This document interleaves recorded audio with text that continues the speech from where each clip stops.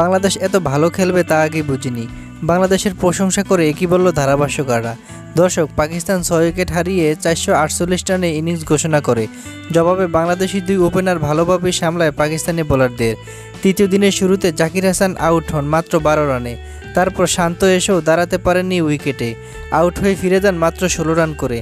তবে রানের চাকা সচল রেখেছেন বাংলাদেশি দুই ব্যাটসম্যান সাদমান ইসলাম ও মমিনুল হক। মমিনুল হক 50 রানে আউট হন। তারা দুজন গড়েন 94 রানের জুটি।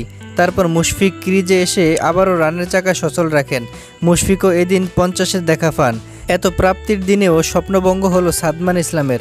মাত্র 7 রানের জন্য সেঞ্চুরি মিস করেন এই ব্যাটসম্যান। সাদমান ইসলাম আউট হন 93 রান করে। সাকিব এসেও 15 রান করে এদিন আউট হয়ে যান। তবে লিটন কুমার দাস ক্রিজে এসেই দুর্দান্ত খেলতে থাকেন। দিন শেষে 315 রান করেন বাংলাদেশ। বাংলাদেশের এমন ব্যাটিং দেখে ধারাভাষ্যকাররা তাদের প্রশংসা করতে থাকেন। বলেন, বাংলাদেশ অনেক ভালো দল। রাওয়ালপিন্ডিতে এমন ব্যাটিং অবশ্যই প্রশংসনীয়।